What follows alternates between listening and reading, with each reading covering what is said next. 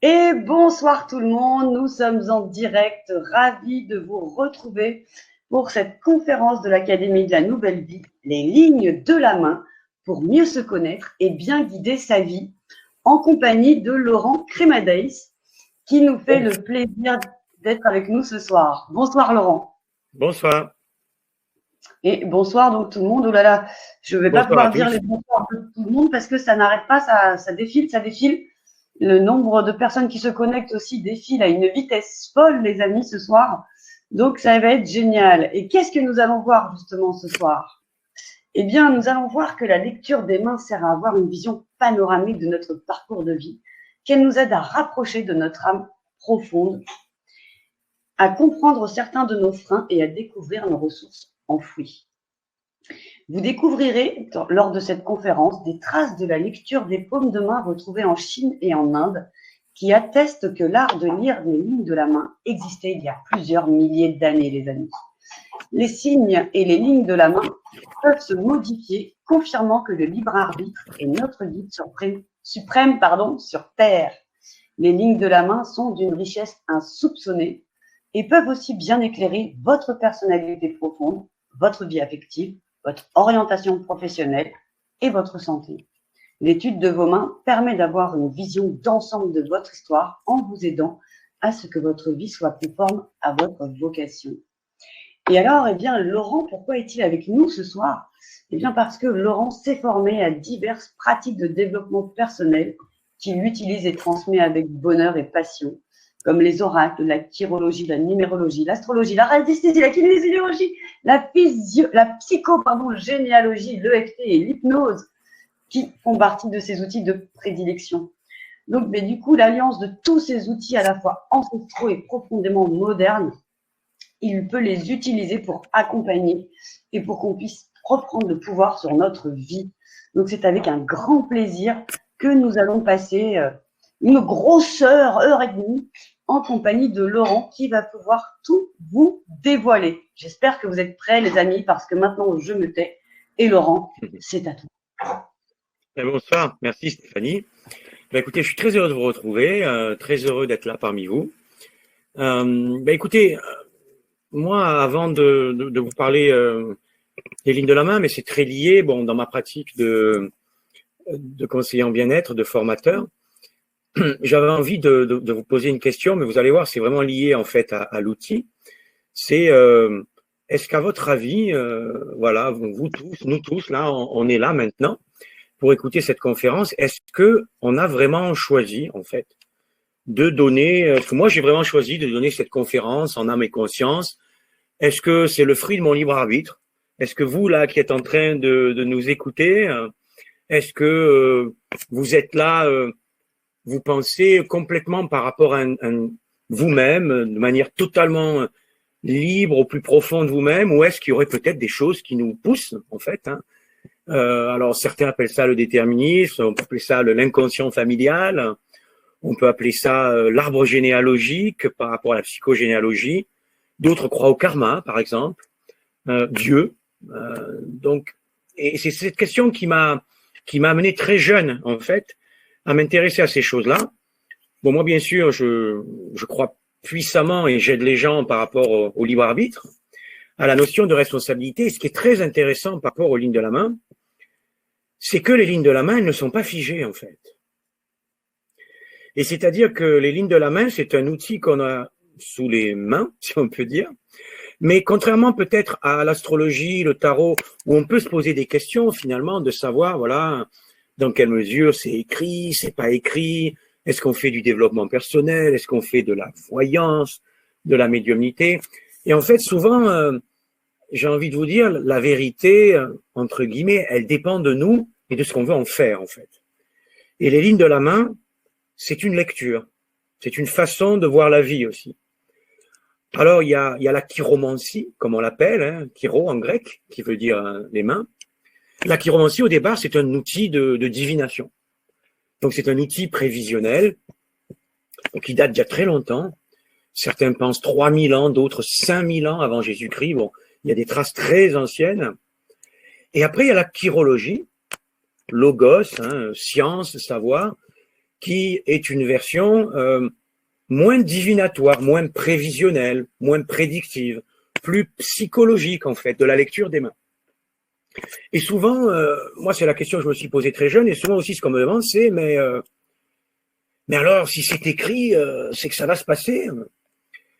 Et en fait, c'est une question, ça, liée aux interrogations de l'être humain, mais qui est liée à une dualité. La dualité, c'est le bien, c'est le mal, c'est le présent, c'est le futur, c'est le passé. C'est toutes les cases, en fait, qu'on est amené à faire pour pouvoir finalement nous mettre dans une case. Et ce qui est intéressant avec la chirologie, c'est que on voit dans les mains qu'il n'y a pas de case, il n'y a pas la case voyance, il n'y a pas la case passé, présent, futur de manière scindée, de manière séparée. Il n'y a pas la case, tiens, ça c'est que le caractère. Tiens, ça c'est que mes amours. Tiens, c'est que ma profession. Bien sûr qu'il y a des parties dans la main, tout n'est pas pareil.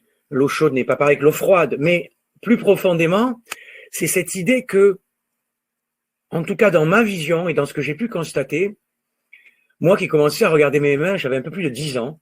Quand j'étais tout jeune, j'en ai aujourd'hui un tout petit peu plus, 45. Eh bien, c'est vrai que mes mains ont profondément changé. C'est-à-dire que ce qui est dans le passé au niveau de mes mains s'est modifié, parce qu'il m'impacte autrement. Pourtant, c'est déjà passé par définition. C'est écrit, si on peut dire. Mais c'est pas écrit de la même manière. Ce n'est pas contextualisé de la même façon. Et puis, il y a ce qui est présent, qui est là, ce qu'on appelle dans la voyance, ce qu'on voit qui est palpable, qu'on peut ne pas dire, que va sentir en général le voyant tout de suite, entre guillemets. Et puis, il y a le futur. J'ai envie de vous dire, ce puits sans fond. Et sans fond parce que par définition, il est multi-influentiel, on va dire. Il est polyfactoriel, en fait. Et il dépend de notre inconscient, de notre conscient, de nos croyances aussi. Certains pensent que tout ne dépend d'eux qu'en vertu d'autre chose, qu'en vertu de Dieu, qu'en vertu de la nature. D'autres s'intéressent énormément à l'éducation. Donc certains ont une lecture très éducative, très familiale. On peut avoir aussi des lectures dans le présent pur et dur. C'est ce qu'on appelle les outils psychologiques, le développement personnel, que ce soit dans le tarot, dans les lignes de la main, où on va plutôt parler de chirologie. Parce que la chiromancie, le mot mancie, veut dire divination en fait. Il y a la géomancie par la terre, la cartomancie par les cartes, bien sûr. Alors, mais les frontières sont pas vraiment fixes parce que même dans les logis, il y a du futur ou de la psycho. Et ce que j'ai envie de vous dire aujourd'hui, c'est que quand je consulte, je refuse aucune question. Il y a des gens qui viennent me voir, c'est vais-je trouver l'âme sœur, question classique. Quand vais-je réussir à déménager? Ça c'est coincé. Je n'arrive pas à vendre mon appartement. Des questions tout à fait normales. Vais-je réussir mon examen? Après, on a des questions aussi plus déontologiques qu'on peut refuser ou accepter, qui sont parfois aussi de l'ordre de la médecine, très dur sur le papier, l'évolution de la santé. Bon, il y a beaucoup de choses et il y a beaucoup de manières différentes de faire et d'acceptation différente aussi de chaque praticien. L'essentiel étant, je crois, pour chacun d'entre nous, patients ou praticiens, de jamais se prendre, ne serait-ce que pour un demi-dieu, et rester bien à notre place, en fait. Mais moi, ce que j'ai envie de vous dire, c'est donc le libre arbitre qui m'a fait bouger. Et moi-même, qui ai été touché par des événements, comme tout le monde, parfois, des événements difficiles, plus faciles, des maladies, je vois que c'est plus inscrit de la même manière dans mes mains. Ce que je suis en train de vous dire, en fait, c'est que dans les mains se visualise la mouvance du passé, du présent et du futur. Et même le passé change. Bon, ça peut paraître complètement absurde ce que je dis. On le sait maintenant dans la physique quantique, on appelle ça la rétrocognition. Bon, je ne vais pas rentrer la rétrocausalité. Bon, je ne vais pas rentrer là-dedans parce que c'est pas la conférence, mais c'est pour expliquer que les mains, en fait, tu le disais tout à l'heure, Stéphanie, en introduction, avec le mot panorama. C'est un panorama, en fait. C'est un fil c'est une frise chronologique, mais en même temps, les choses peuvent changer. Et les choses changent tous les jours. Alors bien sûr, si on est fondamentalement timide ou extraverti depuis qu'on est né, ou qu'on a une sensibilité arthritique, familiale, et ou très jeune hors de l'arthrose, il est plus probable que ça reste relativement ancré, sans pour autant que ce soit nécessairement définitif. Moi-même, dans ma vie de praticien, j'ai pu rencontrer des gens qui avaient des cancers au stade 6, qui étaient donnés pour mourir, pour dire des choses comme ça. Et où, même si c'est très peu probable, à un degré d'avancée fort sur le plan scientifique par rapport à un événement, des miracles arrivent tous les jours. Des choses inexplicables arrivent dans la médecine tous les jours. Je prends ces extrêmes volontairement parce que, bien sûr, c'est des choses qui sont même pas explicables, d'ailleurs, qu'on ne comprend pas. D'ailleurs, que les fois où ça arrive, même quand c'est une fois sur 1000, les radiologues refont les radios parce qu'ils pensent qu'ils se sont trompés. Ils pensent que c'est la radio d'un autre patient. Ils pensent qu'il y a eu une erreur technique, pour ne parler que de la santé. Alors, je parle de ça et en même temps, bien sûr, que si on est à un stade dangereux d'avancer dans quelque chose, bien sûr, je suis pas en train de dire qu'il faut être dans une négation de la gravité de quoi que ce soit. Mais c'est pour comprendre qu'à tous les niveaux, même si statistiquement c'est différent, ça peut varier. Je me souviens de quelque chose, d'une expérience qui m'est arrivée en fait, où en groupant les lignes de la main et ma pratique avec le tarot, disons de 6e sens sans support, quelqu'un était venu me voir et m'avait posé des questions sur sa vie émotionnelle, sur sa vie affective. Bon, cette chose dont je vous parle, c'est le début des années 2000, donc il y a déjà presque 20 ans en fait. Et c'était mon arrivée à Paris, moi qui suis du Sud, donc je m'en souviens d'autant plus que j'avais atterri en région parisienne depuis pas si longtemps. Et puis, à un moment donné, je ressens pour cette personne, j'ai comme un flash, comme on dit, mais pas un flash prévisionnel parce que dans mon esprit, je sais que mon âme ne me les donne pas pour que j'annonce, j'allais dire, qu'on va gagner au loto ou qu'on va perdre sa maman d'une maladie ou des choses comme ça, parce que déjà, par déontologie, je n'annonce pas ces choses-là. Deuxièmement, ça n'est pas écrit. Et troisièmement, c'est l'apanage de la médecine. Et puis, je dirais même quatrièmement, c'est pas ma façon de voir et la voyance et le développement personnel. Parce que souvent, ce qu'on oublie avec le mot voyance, c'est que dans voyance, il y a le mot voir. Mais un très bon voyant, je mets des guillemets parce que c'est pas un jugement de valeur, c'est juste ma façon de voir, ben, il voit déjà très bien le passé et le présent de la personne. Et j'ai même envie de vous dire, par rapport aux lignes de main, que c'est l'essentiel de ce qui doit ressortir pour contextualiser ce qu'on va annoncer, même si on va voir un voyant pour faire de la voyance, et c'est tout à fait noble. Et il y a des voyants qui le font très bien et qui aident profondément les gens. Mais pourquoi je dis ça? Parce que c'est une responsabilité. Être responsable dans sa vie. Et responsable en latin, ça veut dire capacité à réagir. Response en latin, c'est la réaction. Et ability, ça vient du mot capable, tous les suffixes en able, c'est la capacité.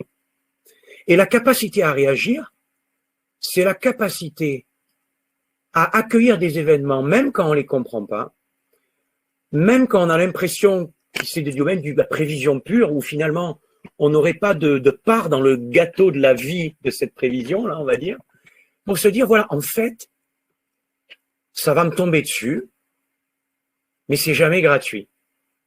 On a le droit, et c'est humain, de trouver que c'est absurde, que c'est difficile. Bien sûr que c'est difficile d'avoir une maladie qui nous tombe dessus, d'avoir des jeunes ou des moins jeunes qui ont des cancers, alors que parfois on n'a même pas fumé, alors que parfois on n'y est pour rien, et que même si on y était en partie pour quelque chose, mon Dieu, c'est jamais juste. C'est les fameuses blessures de Lise Bourbeau, cette merveilleuse thérapeute canadienne, quand elle parle de la blessure de l'injustice. C'est une blessure humaine avec l'abandon et d'autres blessures. Lorsqu'un événement nous tombe sur le coin du nez, Je parle d'un événement négatif parce qu'évidemment, quand il est positif, soit on ne se pose aucune question, et c'est normal, soit on accueille ça en bénissant le ciel 3 secondes ou 3 minutes, un peu plus longtemps quand on est religieux, mais en général, si vous voulez, on le fête, mais bien sûr qu'on va pas, on va pas être dans un tourbillon émotionnel d'incompréhension. En général, on prend tout, on l'accueille et on essaie de faire le mieux possible avec ça. Mais lorsqu'un événement est plus difficile, eh bien, j'ai envie de dire aux gens par rapport aux lignes de la main, il y a cette responsabilité à comprendre qu'on n'y est pour rien. Ça, c'est pour mettre la culpabilité de côté au sens du jugement de valeur. Ça ne veut pas dire qu'on se dédouane d'une éventuelle mystère auquel on n'a pas accès. Ça ne veut pas dire qu'on se dédouane d'événements où on pourrait avoir une part finalement. Mais même les événements extrêmes qui sont totalement injustes. Moi-même, dans ma famille, j'ai eu un petit enfant, bon, c'est pas le mien, hein, mais qui a eu une maladie. À 3-4 ans, un membre de la famille, donc le petit, a eu une leucémie. Comme ça peut arriver, des cancers du sang qui peuvent arriver parfois tout petits, à 2, 3, 4 ans. Bon, cette personne est aujourd'hui en rémission, et guérie totalement d'ailleurs, tant mieux. Mais bien sûr qu'il n'y a aucune explication si on n'est pas dans une démarche spirituelle qui permet de justifier ça. Alors bien sûr qu'on peut voir ça dans des mains, ou voir un potentiel en tout cas. Mais ce qui est intéressant, c'est que ce potentiel qui est là n'est pas inscrit de manière définitive. C'est-à-dire que si je regarde les mains d'une personne et qu'il y a un potentiel d'accident ou de maladie inscrit quelques années avant, 2-3 ans après, il peut très bien avoir disparu avant même qu'il arrive. Ou bien il peut s'effacer dans la main, ou il peut être accompagné de signes de protection, qui fait que la personne, consciemment ou inconsciemment, et il vaut mieux que ce soit conscient, et travailler pour que finalement on ait plus de chances que ce soit un supplément d'âme. Il y avait France Gall, d'ailleurs, je me rappelle maintenant, là, qui chantait ce tout petit supplément d'âme, c'est un indéfinissable charme, et là, elle là. Ce supplément d'âme, c'est ça en fait. Le supplément d'âme, on peut appeler ça aujourd'hui la résilience, la spiritualité, c'est finalement pouvoir mettre en perspective, mais pas avec la tête, pas avec un livre, pas se dire, oh ça veut dire ça, alors que ça veut dire que je suis bien ou pas bien. Parce que ça, c'est la dualité.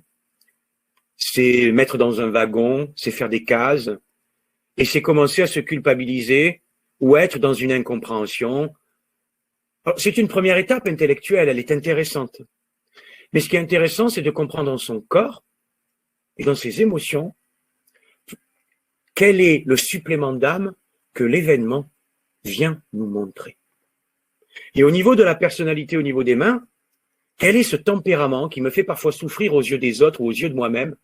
Parce que le problème, c'est souvent le jugement qu'on a sur nous, le fait qu'on ne se pardonne pas nous d'ailleurs, c'est pas tant les autres avec leur jugement à eux, sur nous.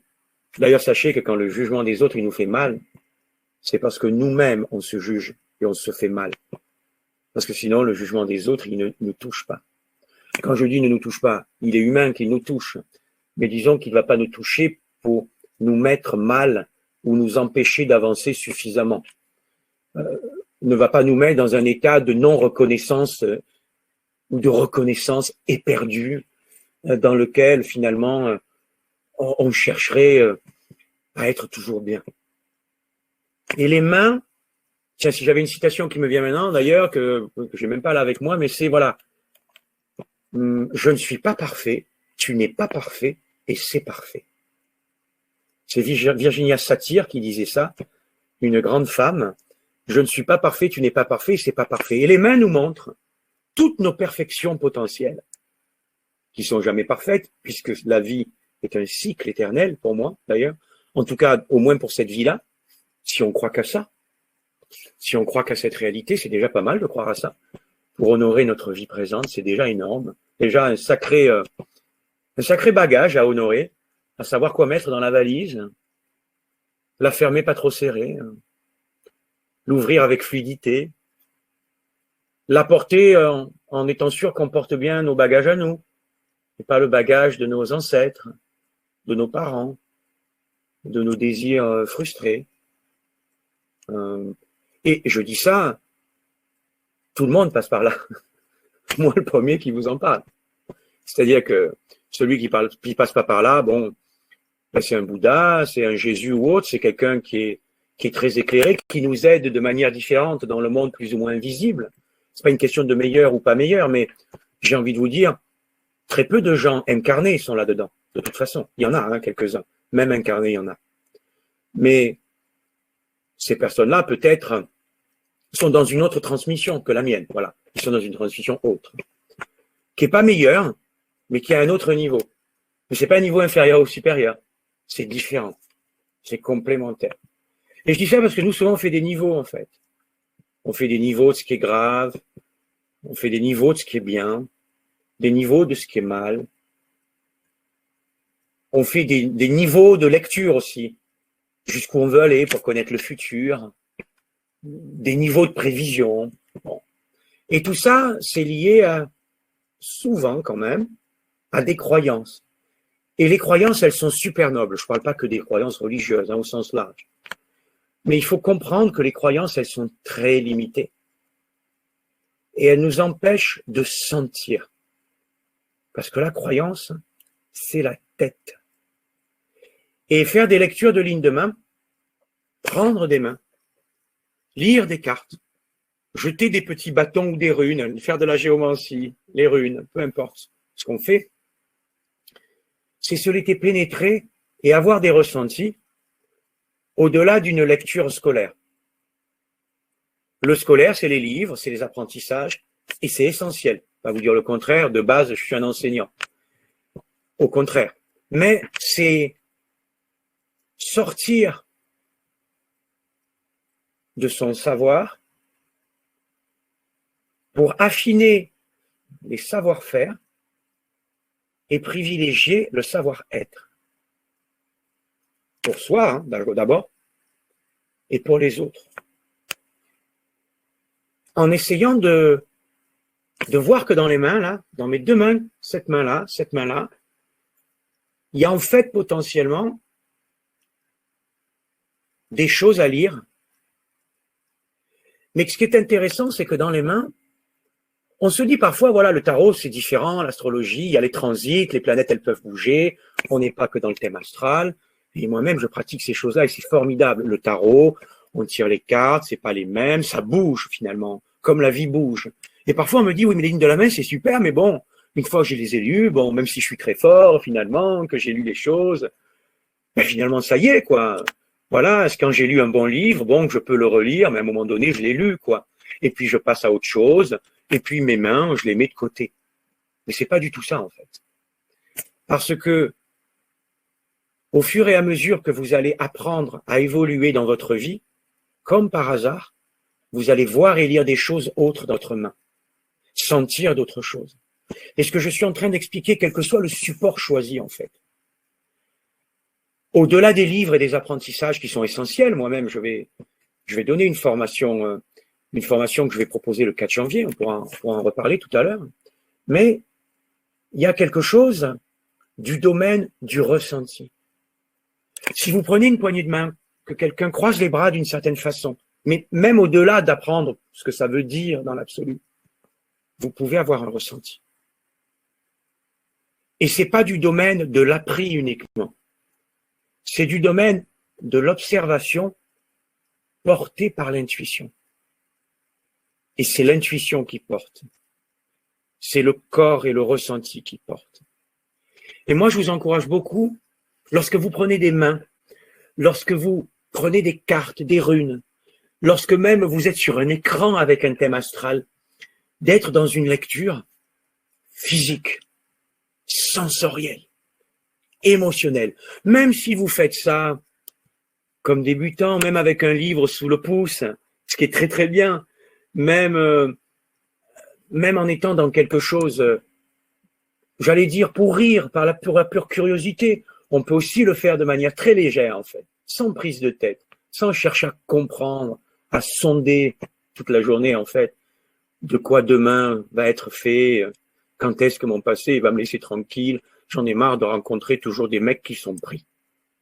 Je comprends pas, il avait l'air normal au début, tout le temps je rencontre ce mec-là, ou cette femme-là, ou cette fille-là. Bon. C'est une tarte à la crème, ce que je dis, hein. C'est totalement une tarte à la crème. Mais derrière, il y a un beau message. Derrière, il y a notre âme qui nous fait un signe. Et les mains, c'est des signes. Ce sont des signes qui nous font signe, en fait. Mais les signes bougent. Et moi, en 40 ans, je vais dire 35, parce que j'ai commencé à 8 ans, 9 ans, un peu plus de 35 ans, mes mains ont beaucoup changé. Pas parce qu'elles ont grandi, hein. Je parle pas des mains liées à la physiologie.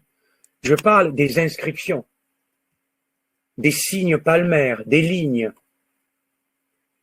Et c'est ça qui est passionnant et intéressant de mon point de vue. Et j'ai envie de vous dire, et n'hésite pas à me couper Stéphanie, sinon je poursuis mon fil, hein, bien sûr, si les gens ont des questions, voilà, mais sinon je poursuis. Mais oui. On a déjà quelques questions, effectivement, notamment au niveau des lignes, à savoir quelles sont exactement les lignes de la main. C'est Simone qui dit il y a la ligne de vie et les deux autres lignes correspondent à quoi? Et Simone demandait également est-ce qu'on lisait sur la main droite ou sur la main gauche notre ligne de vie? Alors c'est intéressant. Bon, je vais répondre, après je montrerai une main avec des lignes. On va commencer par la main gauche et la main droite. La question de la main gauche et de la main droite est reliée à des cases sur le plan humain. Des cases dont on a besoin, toujours pareil, j'y reviens, le passé, le présent, le futur, le bien, le mal. Ces cases sont justes, mais elles sont limitées. Et elles ne sont pas une vérité absolue. Il y a plusieurs écoles aussi, mais qui sont complémentaires, qui disent des choses différentes, mais qui amènent à une même vérité. Tout comme on peut lire un thème astral, version indienne, version occidentale.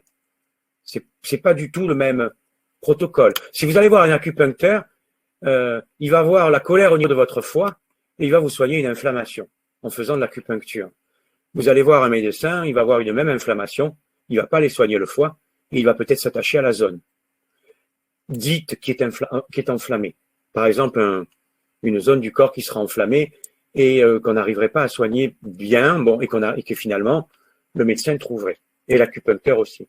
Est-ce qu'il y en a un qui détient plus la vérité que l'autre? Est-ce que c'est la main gauche ou la main droite? Est-ce que c'est l'acupuncteur ou le médecin?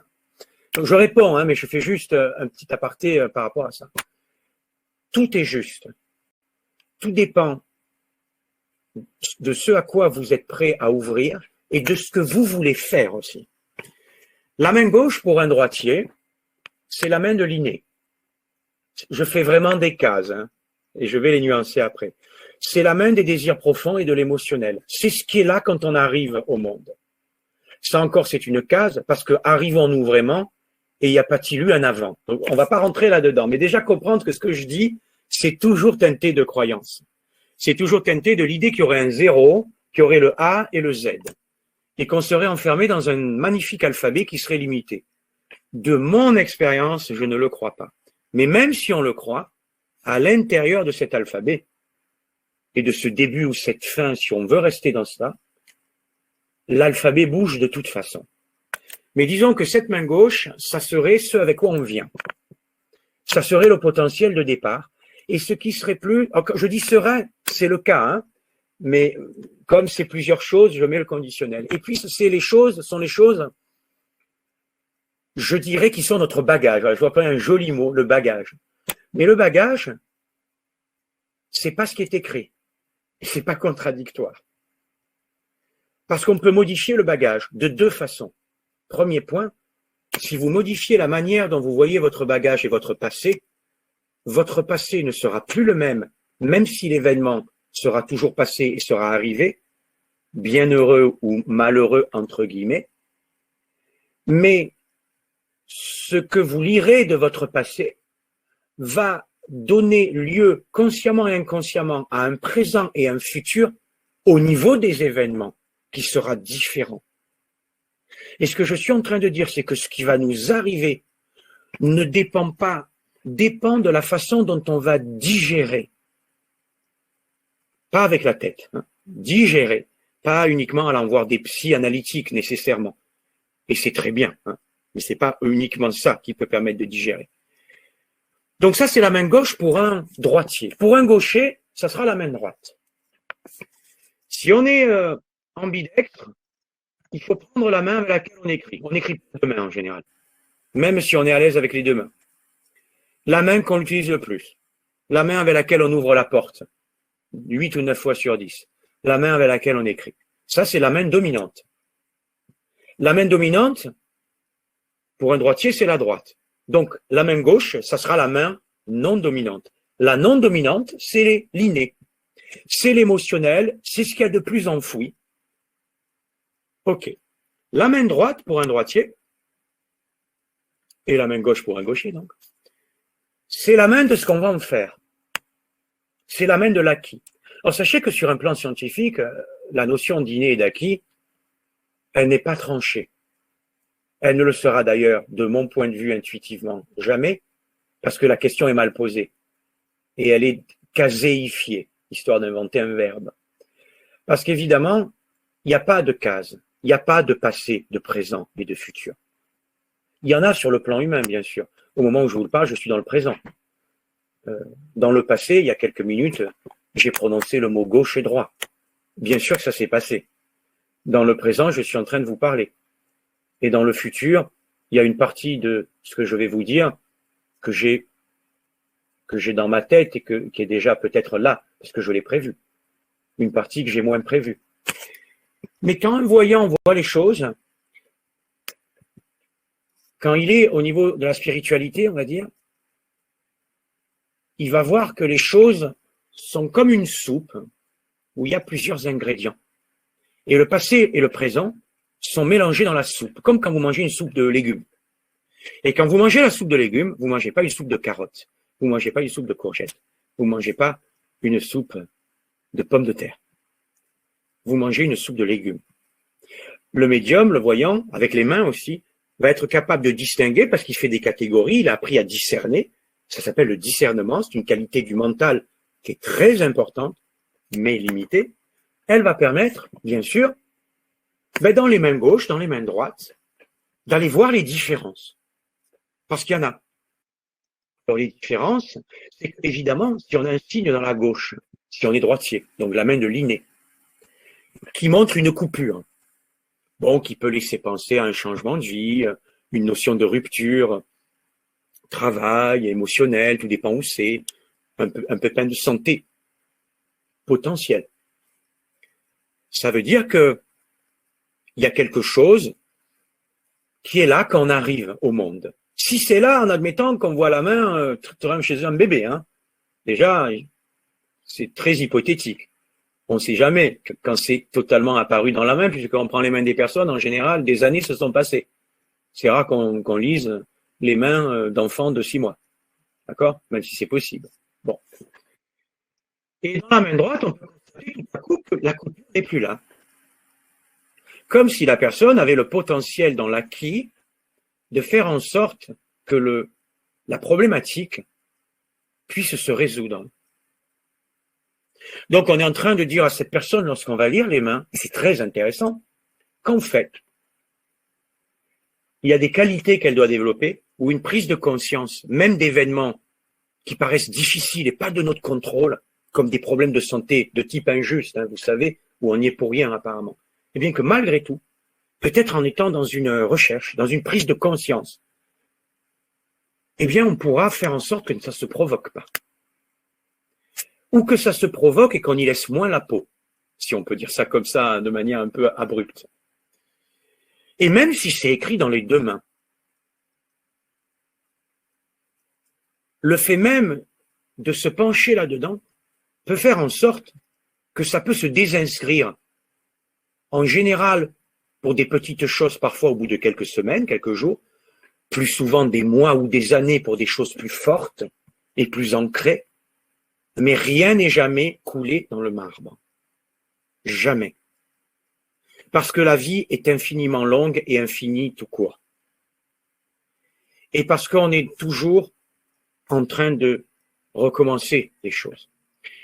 Moi, je vais vous raconter une histoire par rapport à la main gauche et à la main droite. Je me rappelle, un jour, une dame est venue me voir, une petite dizaine d'années, je pense. Et elle était stressée, elle voulait changer de travail, elle était assez agitée. Bon. Et elle avait peur de quitter son travail parce qu'elle n'en pouvait plus. Et puis parfois, on a une angoisse pour quitter un travail, parce que c'est vrai, quitter un travail, c'est parfois prendre un risque, parce que la personne ne veut pas nous laisser partir, il faut qu'on parte volontairement, on n'a pas toujours le chômage, et il y a un risque plus ou moins juste de dire, si j'ai plus ou moins le chômage longtemps, ou pas du tout d'ailleurs, et que je dois chercher un autre travail, parfois on est dans la peur de fermer une porte pour en ouvrir une. Ou bien on n'ose pas quitter la porte qui est ouverte et qui est délétère, parce que c'est prendre le risque de quitter sa sécurité et d'aller dans un nouveau travail où on pourrait ne pas nous garder, on n'est pas sûr de réussir et puis on n'a pas beaucoup de sous. Bon. Tout ça, ce sont des angoisses nobles. Et quand on est face à des choix difficiles comme ça, il y a une question aussi à se poser par rapport à ce qui se joue en nous. Et cette personne, elle est venue me voir et j'ai senti tout de suite quelque chose qui n'avait rien à voir. J'ai ressenti dans ses mains. Alors, dans les mains, on ne peut pas facilement voir au niveau de la lecture, même si on a très bon œil, pour préciser à 1, 2 ou 3 ans près. Mais on a une période de moyen ou court moyen terme pour aider la personne à se préparer et à souvent se rendre compte que la transition est déjà là. Or, parfois, l'événement est totalement abrupt et n'a rien à voir avec ce à quoi on peut s'attendre, et on peut lui en parler aussi. Mais il se trouve que, par rapport à mes ressentis aussi quand je prends les mains, et parfois avec d'autres supports, je peux arriver aussi à ressentir, par ailleurs, au-delà du moyen terme quand il y a quelque chose. Et j'ai senti que cette personne, j'ai eu des ressentis, bon, bien, elle, je ressentais un accident de voiture, grave. Je voyais la voiture et je la voyais sans ceinture et je ressentais la vitesse. Et là, dans ces moments-là, il y a 2 solutions. Et il n'y en a aucune qui est bonne ou mauvaise. Soit on n'en parle pas, soit on en parle en mode transparence sans discernement, soit on en parle et on en parle de façon à aider la personne. Il n'y a pas de règle. La plupart du temps, surtout pour des choses comme ça, je déteste jouer ce qu'on appelle les pitis, hein, les mauvais prophètes, comme on dit. Ce sont des choses, déjà, qu'on évite de dire, parce que si on se trompe, on ajoute du stress à la personne. Et autant ne pas lui dire. Mais j'ai senti à ce moment-là que je devais en parler version développement personnel, pas version événementielle. Et au lieu de lui dire en totale transparence, c'est pas un mensonge que j'ai dit, c'est pas un mensonge par omission, mais on peut parfois ne pas tout dire, et c'est utile parfois. En thérapie, on peut ne pas tout entendre, on peut ne pas être prêt à tout dire. Il y a des secrets de famille, moi je parle de la psychogénéalogie maintenant, qu'on ne peut pas entendre. Et d'ailleurs, lorsqu'on pourra les entendre, on aura des indices pour les formuler lorsqu'on va voir quelqu'un.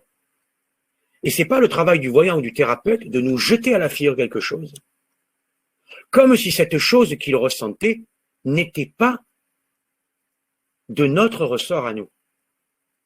Et ce qu'on annonce et ce qu'on dit est lié aussi à qui est là. Donc, j'ai envie de vous dire, soyez toujours attentifs quand vous faites un travail sur vous, quand vous faites de la voyance. Qu'est-ce que vous cherchez? Si vous cherchez exactement à savoir, et c'est noble, si votre papa malade, il en a encore pour un moment ou pas, pardon, hein, parce que, par exemple, ça m'est arrivé, il y a d'autres choses qui se jouent, par exemple, vous vous entendez pas avec votre père, vous voulez renouer des liens, il y a des choses affectives qui se jouent, et puis on veut pas laisser son papa partir, on veut se rapprocher de lui, et il risque de partir plus vite que prévu, il y a une maladie. Et ça nous aide de faire ce côté prévisionnel, même si c'est pas écrit, c'est très bien. Et ça, c'est la main gauche et la main droite. Dans la main gauche, il y a le potentiel, dans la main droite, il y a ce qui est prévu aussi et ce qu'on peut en faire. Mais ce que j'ai constaté, c'est que cette personne qui était venue me voir, lorsque je lui avais précisé les circonstances en mode développement personnel, je lui ai dit, écoutez, ne vous inquiétez pas, j'étais inquiet quand même pour elle, hein, bien sûr. Ne vous inquiétez pas, mais simplement, écoutez, je lui dis en souriant, je vous vois pas, je vois sans ceinture, hein, bon, vous êtes pas toujours prudente, hein, bon, il y a beaucoup de gens, des fois on met pas toujours la ceinture, on fait pas attention, on fait parfois des petits trajets, vous la mettez pas la ceinture, non? Elle me dit, ah non, oui, c'est vrai, c'est bizarre. Elle me dit, oui, surtout en ce moment là, puis c'est vrai, je vais vite et je fais beaucoup de trajets pour mon travail, il m'énerve ce travail là, et oui, je vais vite au travail, je rentre vite. Oui, c'est vrai, je suis très stressé, bon, et je mets pas la ceinture. Alors j'ai dit, écoutez, madame, bon, moi, je vous rassure, hein, il n'y a rien qui est écrit, et ça c'était vrai. Je vous rassure, bon, je suis pas là pour annoncer des événements, voilà, moi je suis pas là-dedans, hein, ce qui était faux puisque je sentais quelque chose de potentiellement grave. Mais voilà, moi je vous conseille, mettez la ceinture. Écoutez, mettez la ceinture parce que voilà, je ressens quand même si je vois rien de spécial par rapport à ça, parce que je suis pas Nostradamus, je vais pas prévoir des catastrophes collectives ou individuelles, ça n'a pas d'intérêt pour moi, et puis je le sens pas. Mais mettez-la. Vous me faites confiance, vous faites confiance, et puis j'ai répondu à ce pourquoi elle était venue me voir par rapport au travail, et elle est bien restée avec ça. Et je lui ai dit, faites ça au moins 6 mois. 3 mois après, elle m'a appelé. Elle avait eu un très très grave accident de voiture, toujours en roulant aussi vite, mais elle avait mis sa ceinture. Et les pompiers lui ont dit que si elle n'avait pas mis la ceinture, elle serait morte. On ne sait même pas d'ailleurs comment, en allant à l'hôpital, elle a eu 1 semaine d'hôpital, ou à peu près, je crois. Elle a eu quand même un traumatisme crânien, parce que malgré la ceinture, elle a tapé, mais beaucoup plus faiblement que ce qu'elle aurait cru, et surtout, elle n'a pas tapé sur le pare-brise, et elle n'a pas traversé la voiture. Bon, je vous dis ce qu'elle m'a dit suite au message des pompiers. Alors, c'est ça qui est... Oui, pardon. Et du coup, il y a beaucoup de gens qui nous disent aussi, qui disent qu'ils ont l'impression d'avoir les mêmes lignes dans les 2 mains. Oui. Ça peut être pareil, il y en a d'autres qui disent, ah ben moi c'est différent. Donc, comment on voit vraiment si c'est différent, si c'est pareil? C'est jamais pareil. J'ai envie de vous dire, messieurs, dames, on va prendre le visage. Le côté gauche et droite de votre visage n'est jamais le même non plus. Votre bouche va sourire plus d'un côté que de l'autre, ça n'a rien à voir, hein, c'est des données physio. Mais pour la morphopsychologie aussi, la lecture du visage sur le plan psychologique. Vous allez fermer un œil plus fort que l'autre. Vous allez plus facilement tourner la tête d'un côté aussi dans le lit. Mais c'est pas que par rapport à la gauche ou à la droite, parce qu'on est gaucher ou droitier. Donc pour les mains, non, c'est toujours très différent. Après, il y a des personnes qui ont des mains plus ou moins différentes, mais surtout, ce qui va être très différent, c'est les traits plus fins, mais non moins essentiels, les lignes qu'on va appeler secondaires, et pas nécessairement la ligne de vie, la ligne de cœur et la ligne de tête, pour prendre les 3 classiques dans la nomenclatura mythologique et réelle aussi des lignes de la main. Donc, j'ai envie de vous dire, quand on le voit pas, c'est parce qu'on n'a pas l'habitude. Comme quelqu'un, si je vous montre du chinois, vous n'aurez pas nécessairement la sensation que les signes chinois sont très différents pour lire le chinois parce que ça sera des hiéroglyphes. Pareil, si je vous montre de l'égyptien. Bon, et si vous voyez votre alphabet, quand vous voyez des mots, c'est pas les mêmes, même quand ils sont proches. Voilà, donc c'est toujours différent. Après, il peut y avoir des endroits des mains quand des choses plus importantes se jouent entre l'inné et l'acquis potentiellement, qui sont plus fortement différents. C'est vrai. Et donc, c'est intéressant. Mais encore une fois, même lorsque c'est différent, n'oubliez jamais que dans les 2 mains, dans un espace-temps variable, selon ce qui est en jeu, prévisionnellement, mais j'ajoute au niveau de votre caractère aussi, les choses évoluent. Des gens, par exemple, je vous donne un exemple tout bête, qui est extrême, mais des gens qui sont en prison, qui ont été des personnes terribles sur le plan de ce qu'ils ont fait, sans jugement de valeur, et qui sortent de prison 10 ans, 20 ans après, par la grâce de Dieu, qui ont fait une résilience, qui se sont rapprochés de Dieu. Ou tout à coup des gens terribles qui ont sauvé des vies sans le faire exprès, dans la rue, en faisant un massage cardiaque. Et juste avant, c'était des personnes qui n'avaient jamais même pensé aux autres et qui étaient obsédées par l'argent. Je fais vraiment des caricatures. Hein. Bon, on va pouvoir voir dans les mains potentiellement ce revirement. Mais ce qui fait qu'on va l'actualiser et que ça va se faire va toujours dépendre de notre libre arbitre.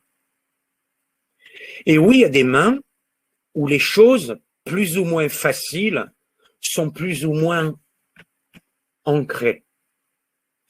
Mais ce qu'il faut se rendre compte, c'est que dans les mains, il y a à la fois les événements et à la fois notre caractère face aux événements.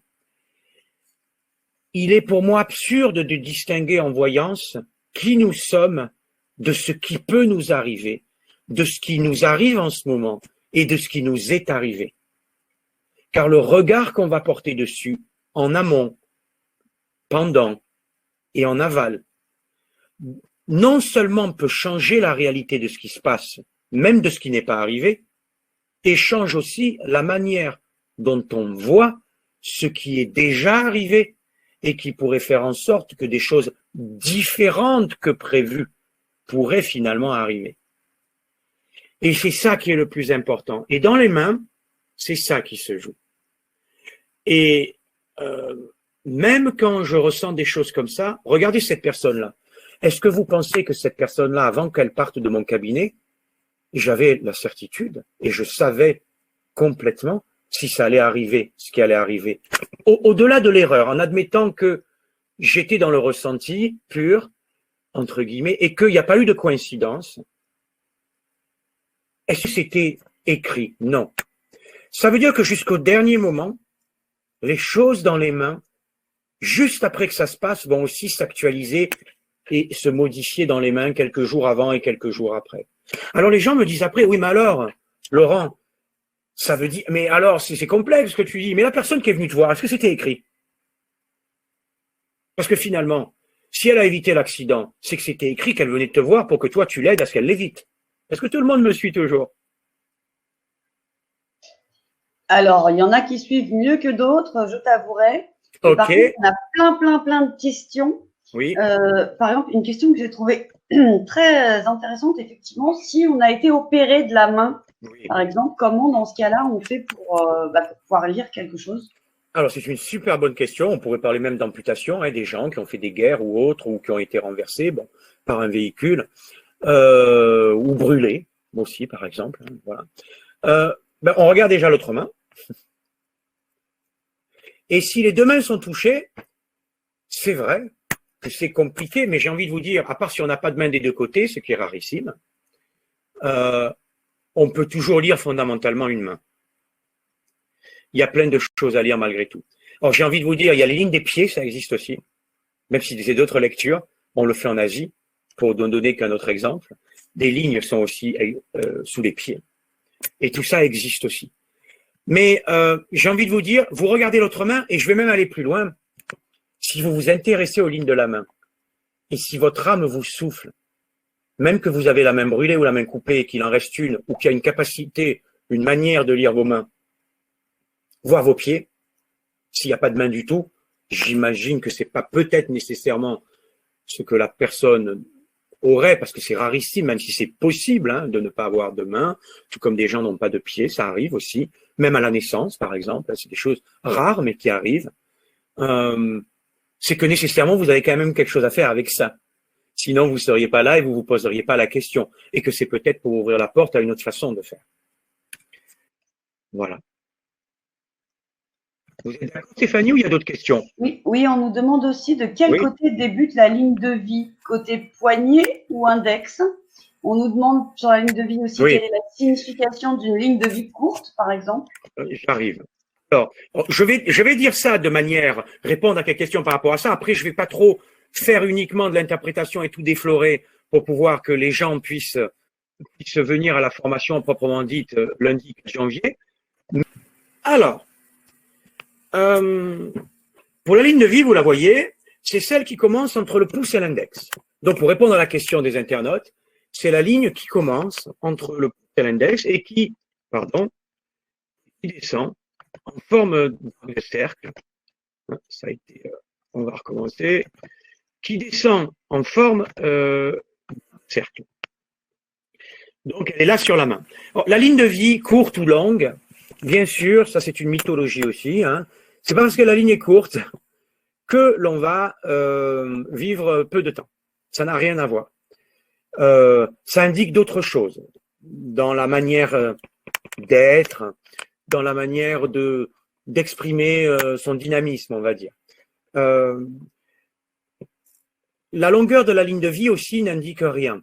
Si vous avez une ligne de vie longue, mais qu'à des endroits de la ligne de vie, vous avez des coupures ou des signes compliqués, vous pourrez potentiellement, j'allais dire, avoir une vie écourtée bien avant. Mais j'ouvre une parenthèse qui n'est pas une parenthèse. Quand je dis vie écourtée ou pas écourtée, on ne peut pas, et pardon, on ne devrait pas, et on ne peut pas de toute façon, c'est pas possible, donner l'espérance de vie puisque ça n'est pas écrit. Et qu'il n'y a pas d'âge. Il y a en revanche un potentiel. C'est-à-dire que il y a des gens, ils vivent très longtemps en mauvaise santé, vous voyez. On peut aussi, à divers moments de vie, être sur le point de mourir. On peut avoir à éviter des accidents de justesse. Donc, les choses sont très fines, sont très complexes. Il y a aussi des gens qui ont une santé de fer et qui vont partir simplement parce qu'ils n'auront pas traversé la route tel jour. Donc, ils n'auront pas regardé la route et ils se feront renverser. Donc, c'est vraiment ça qui se joue. Donc, la ligne de vie, c'est des événements de vie en général, déjà, qui peuvent se trouver sur la ligne de vie, qui ne sont pas que la santé. Mais c'est aussi, de par la formation de l'arc de cercle, comment il est fait, c'est pas tellement la longueur, qui va faire que, effectivement, cette ligne-là que je montre, là, que vous la voyez là? Cette ligne-là, est la ligne de vie. Donc, du coup, ça c'est la ligne de vie. Après, vous avez toujours la ligne de vie. La ligne de vie est toujours là. Elle ne peut pas ne pas être là dans une main. Ça n'existe pas. Sachez d'ailleurs que les tracés palmaires, les lignes de vie principales, se forment déjà à 3 mois, pendant la grossesse. 3-4 mois, entre 3 et 6 mois. Ça, on le sait. Et sachez que, comme par hasard, la première ligne qui disparaît lorsqu'on meurt, c'est la ligne de vie. C'est rigolo, si je puis dire. Hein. Donc, ce qui montre bien sûr, qu'elle joue un rôle par rapport à la pulsion de vie, pour employer un terme freudien, on va dire. Ensuite, vous avez la ligne de tête. La ligne de tête, elle part au milieu du pouce et de l'index. C'est une ligne plus ou moins droite, plus ou moins courbe, qui part de sous l'index, à peu près, au-dessus de la ligne de vie. Parfois accrochée au début de la ligne de vie, parfois légèrement séparée, et qui va aller plus ou moins loin vers le petit doigt, vers le 4e doigt, donc l'annulaire, l'auriculaire, qui peut parfois aussi descendre vers le bas de la main, être plus ou moins droit, plus ou moins courbé. Ça, c'est la deuxième vie qu'on ne peut pas ne pas avoir. Et la troisième ligne, c'est la ligne de cœur. Or, je dirais en Occident en général, on la lit, et c'est ce qui est le plus courant, en partant du petit doigt, sous le petit doigt, jusque sous l'index ou sous le majeur, dans une forme plus ou moins droite ou plus ou moins courbe, comme on veut, et qui finit donc sous l'index, si on peut dire. Et en Inde, notamment, ils vont lire au niveau de la datation et de manière différente à l'envers. Mais vous allez me dire, c'est complètement fou, parce qu'ils inversent la vie, si on peut dire. Non, parce que comme ils ont une lecture de la main globalement différente, ils vont retomber sur leurs pattes, on va dire, et à l'arrivée, le potentiel interprétatif va être le même. Mais sachez qu'il y a des manières différentes de lire. Tout comme tout à l'heure, je parlais de l'acupuncteur et du médecin généraliste qui peuvent lire de manière différente ce à quoi correspond une inflammation chez vous corporelle et à l'arrivée, vous proposer des traitements qui marcheront de manière égale. Et il faut une lecture de votre corps différente. Et ensuite, vous avez des lignes secondaires. Ces lignes secondaires peuvent ne pas être là ou être là. Et c'est pas parce qu'elles ne sont pas là que c'est négatif, et c'est pas parce qu'elles sont là que c'est positif, entre guillemets. Puisque le positif et le négatif, je répète, c'est ce qu'on va en faire, comment on va s'en servir et comment on va avoir le potentiel de le cultiver ou de le transformer si c'est moins engageant. Et ces lignes secondaires, on en a tous. Elles sont plus fines. C'est des lignes, évidemment, qu'il faut davantage avoir l'œil. Sachez d'ailleurs qu'on n'est pas obligé de prendre une loupe pour ça. Il suffit de bien observer avec une bonne lumière. La loupe peut être utile, mais ce n'est pas nécessaire. Mais n'oubliez pas que les lignes de la main et la chirologie, c'est pas que des lignes. Et ça aussi, c'est extrêmement limité. Ce sont ce qu'on appelle des monts. Les monts, ce sont des parties charnues au niveau des mains. Vous avez par exemple le mont de Vénus, qui se trouve à gauche de la ligne de vie, au niveau de la portion de chair à l'angle du pouce. Toute cette portion de chair, plus ou moins en chair. Et vous avez sous chaque doigt, l'index, le majeur, l'annulaire et l'auriculaire, vous avez des monts qui correspondent à des planètes, à l'astrologie, au niveau des noms, au niveau de la mythologie, entre guillemets. Vous avez sous l'index le mont de Jupiter, qui correspondent à des symboliques, bien sûr, à des zones de sens, mais qui sont vastes et qui peuvent être mises en parallèle et en lien avec d'autres parties de la main qui font que c'est vaste. Et c'est à la fois très précis, mais faire une lecture de main, c'est faire une synthèse, en fait, des points communs qui donnent une impression première et forte de choses qui se détachent, et aussi voir la complexité humaine qui fait que, par exemple, on peut être socialement très calme, avoir socialement beaucoup de joie de vivre, par exemple, beaucoup de tranquillité, et être un tyran à la maison avec sa femme ou son mari, et être insupportable, et être violent, et être totalement normal socialement. Je donne un exemple encore caricatural et fort, évidemment, mais c'est pour comprendre que, mon Dieu, cette personne-là, elle pourra être potentiellement, avoir deux visages, deux façons d'être. On n'est pas toujours fait d'un seul morceau. Dans une même main, on va le voir, et a fortiori dans les deux mains. On a le mont de Saturne sous le majeur, le mont d'Apollon ou du Soleil sous le quatrième doigt, l'annulaire, et sous l'auriculaire, le mont de Mercure. On a le mont de Mars en dessous, au milieu du tranchant de la main extérieure. On a le mont de la Lune au-dessus du poignet, en bas de la main à droite. Pour faire rapidement, il y a plein d'autres endroits, bien sûr, et de complexité. Et bien sûr, il y a les doigts, les phalanges, la taille des pommes par rapport aux doigts, la souplesse de la main, la température de la main, la couleur de la main, la différence entre les phalanges, les racettes, c'est-à-dire les lignes sur le poignet, le nombre de lignes, la manière dont les lignes sont disposées au niveau du poignet, ce qu'on appelle les racettes. Beaucoup de choses, donc. On me demande si tu peux redire ce que signifie la ligne de tête. Oui, d'ailleurs, j'entends bien. D'ailleurs, c'est dire. Je ne l'ai pas encore dit, c'est vrai. La ligne de tête, c'est tout ce qui concerne, je dirais, le type d'intelligence, entre guillemets. Je mets entre guillemets parce que c'est pas péjoratif. C'est-à-dire, est-ce qu'on a une intelligence plutôt scientifique, plutôt littéraire, plutôt créative, plutôt sportive? Est-ce qu'on est plutôt fait potentiellement pour faire des études courtes, des études longues, pour être dans un travail où on expérimente, où on est manuel, dans un travail plutôt intellectuel? Est-ce qu'on a une intelligence pour voir les détails? Est-ce qu'on a une intelligence synthétique pour voir l'ensemble des choses? Une intelligence scientifique, analytique, une intelligence sociale, humaine, une intelligence créative, artistique, une intelligence que j'appellerais, vous voyez, de celui qui voit les choses brutes de pomme.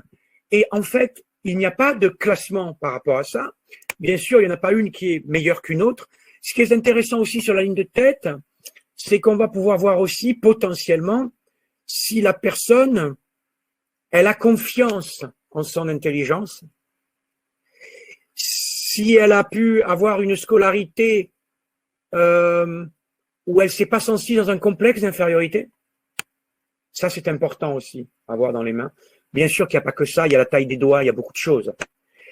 Et même la taille des doigts et même la ligne de tête, encore une fois, peuvent se modifier en 2 mois, dans des cas incroyables j'allais dire, de révélation, entre guillemets, ou dans d'autres cas, en plusieurs années, lorsqu'on fait résilience, lorsqu'on a fait un travail sur soi et que tout à coup, on guérit de s'être cru bête dans une scolarité difficile, avec des enseignants qui n'ont pas toujours su nous voir, même s'ils ont fait de leur mieux, des parents qui ne nous ont pas toujours valorisés, ou autres. Hein. Bon.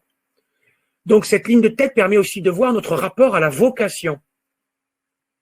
Est-ce que on est suffisamment dans le discernement et dans la confiance pour oser faire et oser être qui nous sommes vraiment? Pour simplifier, c'est ça. Voilà. Et la ligne de cœur, c'est tout ce qui concerne nos attachements affectifs au sens des événements potentiels, mais aussi notre caractère sur le plan de l'affectivité. J'aurai l'occasion pendant la formation de vous montrer par exemple, les mains de personnalités célèbres pour qu'on puisse travailler. Si on voit par exemple, parce qu'on a des traces parfois très claires, si on regarde par exemple la main d'Hitler, mon Dieu, c'est terriblement révélateur. C'est terriblement révélateur. D'accord? Mais j'ai envie de vous dire terrible, y compris avec ses dons. Parce qu'évidemment, quelqu'un qui a pu haranguer les foules comme il a fait, et qui a pu...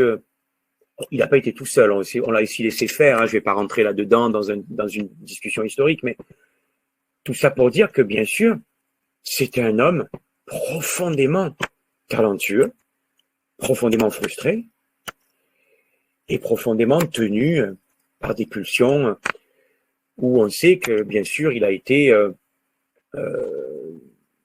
à l'origine commune avec d'autres de plus de 10 millions de morts. Mais sur sa main, sur la main aussi d'autres personnes incroyables, magnifiques, des personnes, par exemple, qui font de l'humanitaire, les mains de Mère Teresa ou de personnalités très humanistes. Vous avez des signes, je dirais, au moment où on lit les mains, quand elles sont là-dedans, qui sont très belles, très beaux, pour se rendre compte, et ces personnes-là peuvent avoir des lignes de cœur plus ou moins harmonieuses, par exemple, donc, plus ou moins bien formées. Et on peut voir aussi, donc, ce que cette personne va en faire et peut en faire. Après, bien sûr, si on regarde la main de ces personnes-là quand elles ont 20 ans et qu'elles ont 40 ans, c'est pas pareil. Et c'est pas parce qu'on regarde la main de ces personnes-là à 20 ans que c'est déterminé à être comme ça, même pour Hitler. À un moment donné, il a fait ses choix. Les choix se sont inscrits aussi au moment aussi où se sont confirmés, au moment où il les a faits, et pas parce qu'il est né comme ça, ou pas parce qu'à 20 ans, tout était joué. Même peut-être quand il a créé Mein Kampf, quand il était en prison, et qu'il a écrit ce texte, qui était malheureusement éthique, on va dire, de manière très dure pour l'humanité. Voilà. On me demande aussi, enfin Luigi demande, concernant la ligne de cœur, quelles sont les différences selon le début choisi? Puisqu'a priori, suivant l'Occident et l'Inde, c'est pas le même. Alors, c'est une différence essentiellement de datation, puisque là où commence la ligne de vie, quand on est dans la lecture événementielle, même si je suis pas que là-dedans, tout le monde l'a compris, on va commencer à 0 ans. Donc, pour la ligne de vie, c'est des événements de vie en général, des trucs de santé, mais aussi des événements de vie. Sur la ligne de tête, ce sont aussi des événements de vie potentiels. Ça peut être aussi la santé au niveau cérébral. Et sur la ligne de cœur, c'est la santé au niveau de la circulation sanguine du cœur potentiellement, et aussi des attachements affectifs. Et ça peut être des deuils aussi, des choses qui nous touchent affectivement, qu'on va tous connaître, évidemment, puisque qui ne va pas connaître de deuil, a priori, dans sa vie, c'est très rare. Donc, sauf si on s'en va trop tôt nous-mêmes. C'est la datation. Donc, en Occident, en général, 0 ans, on va commencer entre guillemets sous le petit doigt et on va finir au bout d'une ligne pour la fin de vie, variable selon les personnes, sous l'index ou sous le majeur, vers la fin de vie. La datation va être inversée pour l'Inde, pas uniquement l'Inde, hein, une partie de l'Asie, mais sachez que parfois, même en Europe, par convention mentale, on peut choisir aussi de faire une lecture asiatique. Il y en a qui font de l'astrologie chinoise et qui habitent en France ou en Allemagne, pour parler de l'astrologie aussi, par exemple.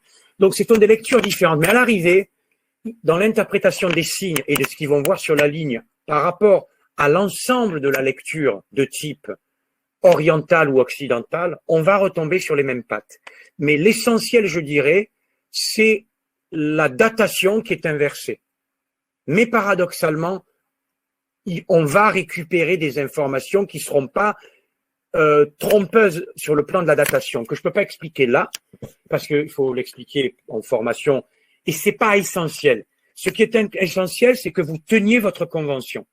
Moi, j'enseigne celle qui est occidentale. Voilà. Pour vous donner un exemple, quand on fait du pendule, de la radiesthésie, parfois on me demande, mais alors, est-ce que le pendule, il doit tourner de la gauche vers la droite pour le oui, ou alors dans l'autre sens, c'est le non? Parce que moi, c'est pas pareil. Il n'y a pas de règle non plus. Il y a un principe général où, pour plus de gens, ça tourne de gauche vers la droite pour le oui, et de la droite vers la gauche pour le non. C'est une question quand même de convention mentale, et vous avez des personnes pour qui c'est l'inverse. Et ça va dépendre aussi de ce que vous choisissez, et aussi de ce qui va se poser pour vous avec votre inconscient. Il va donc falloir faire un étalonnage. On va régler un baromètre, on va régler un thermomètre. J'ai envie de vous dire, voyez, les anglo-saxons, ils interprètent avec des Fahrenheit la température. C'est des Fahrenheit. Alors, si on est à 104 Fahrenheit, on est entre 30 et 40 degrés, par exemple, en degrés Celsius. Bon, nous, on est avec les degrés Celsius. On comprend rien, d'ailleurs. Mais on va retomber au même résultat. C'est juste ça, voilà. Super, merci beaucoup. Donc, si j'ai bien compris, en fait, grâce à la lecture des lignes de la main, donc en connaissant la signification, justement, si c'est court, si c'est long, de chaque trait. Comme moi, par exemple, j'ai une petite croix, là. Moi, j'ai toujours dit que pour moi, ça voulait dire que j'étais élue et que je gagnerais plein d'argent. Après, je ne sais pas ce que ça veut dire. Je ne sais pas si je suis élue et je gagne toujours pas encore plein d'argent. Mais bon, elle l'est aussi de l'autre côté. Alors, du coup, je me dis, j'ai peut-être des chances. Très bien. Alors, pour info. Donc, avec tout ça, du coup, quand on connaît la signification un peu de chaque ligne et qu'on se laisse aussi pousser par notre intuition, on va pouvoir avoir une idée du potentiel qu'on a à notre naissance, a priori de ce qu'on en a déjà fait, de ce qu'on est amené à en faire. Pour la main droite. Voilà. Oui, parce qu'en fait, c'est inversé par rapport à vous. Si on est droitier, c'est ça, mais si on est gaucher, c'est inversé. C'est l'inverse. J'ai bien compris, je l'ai noté d'ailleurs. Et donc, grâce à ça, on va pouvoir voir si nos choix de vie, par exemple, si on est sur le bon chemin ou s'il faut changer, si à un moment donné, on va avoir des choix à faire qui vont pouvoir nous faire aller dans un sens ou dans l'autre. Ça va servir à tout ça. C'est exactement ça. Les lignes de la main, je dirais, ce qui est très intéressant, c'est que ça nous permet de voir les grands caps et les petits caps si on est sur le plan des événements. Vous avez compris que je ne le coupe pas du tempérament. Ce qu'il faut comprendre, c'est que les lignes de la main, c'est pas que des lignes, je répète, ce sont des signes, ce sont des tailles, ce sont des couleurs, ce sont des chaleurs, ce sont du froid, ce sont de la souplesse, de la rigidité dans les mains, etc. Ça, c'est important de le comprendre. Et chaque ligne opère autant en vertu du tempérament et du caractère qui peut aussi changer, même si on peut avoir une base fondamentale, et aussi d'événements. Mais la ligne de vie, c'est pas plus un événement que le caractère. La ligne de tête, c'est pas plus l'événement scolaire ou travail potentiellement que le type d'intelligence et, comme tu dis, les conseils qu'on peut avoir sur nous. Et c'est surtout un outil merveilleux pour nous rendre compte ce que nous sommes et ce que nous sommes va faire ce qui va se faire, si je puis dire, ou ce qui ne va pas se faire et qu'on peut changer. Et si on modifie le faire, on modifie l'être, et si on modifie l'être, on modifie le faire, consciemment, inconsciemment. Et lorsqu'on arrive à une lecture de plus en plus consciente, quel que soit l'outil, nous devenons de plus en plus responsables au sens noble, et tout à coup les événements tombent sans qu'ils nous tombent dessus, parce qu'en fait on a l'impression que tout s'aligne. Comme quand on dit, vous savez, l'expression française, pour elle, les planètes sont alignées, pour lui, les planètes sont alignées. Ça ne veut pas dire qu'il est né sous une bonne étoile ou que le bon Dieu s'est mis sur lui.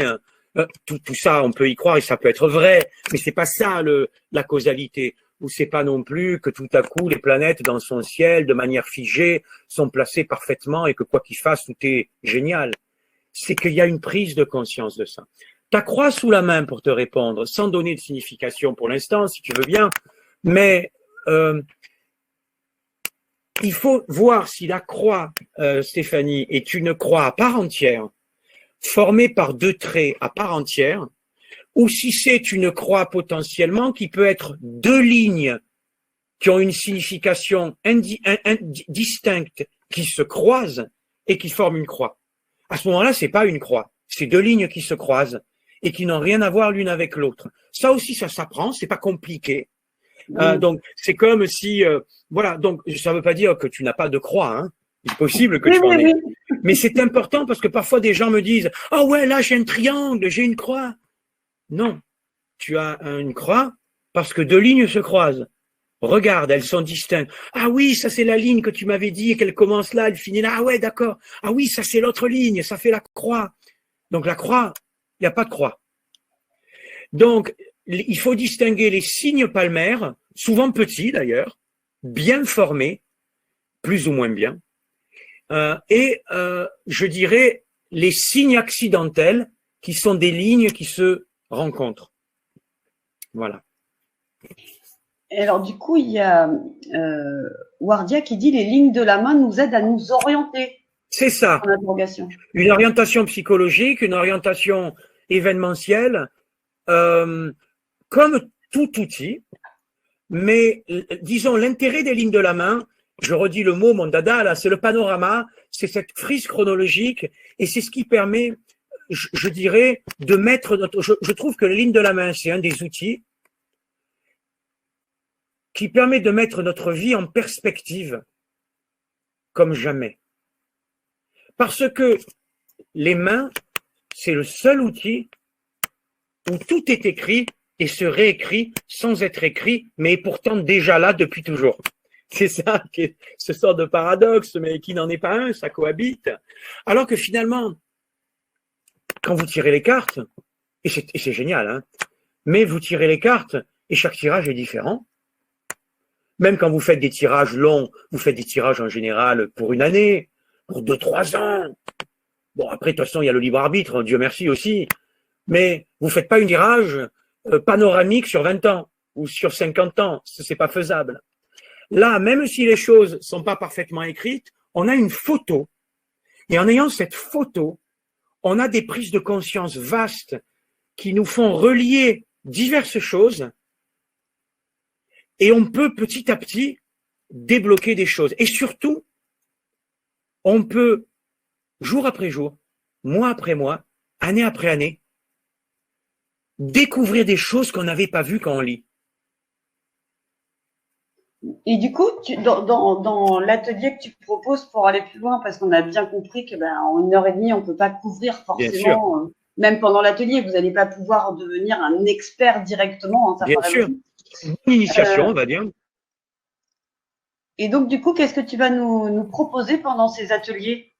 Pendant l'atelier, ce que je vais vous proposer, c'est être capable de pouvoir déjà distinguer les lignes et au premier coup d'œil, je dirais, aller regarder des points clés, je dirais, je vais donner un peu des clés pour des serrures, on va dire, essentielles, pour pouvoir voir, voilà, les types de tempéraments, par exemple. Tiens, quand on regarde une main, est-ce que cette personne, tiens, je la connais pas, est-ce que je vais la sentir plutôt, tiens, plutôt extravertie, plutôt introvertie?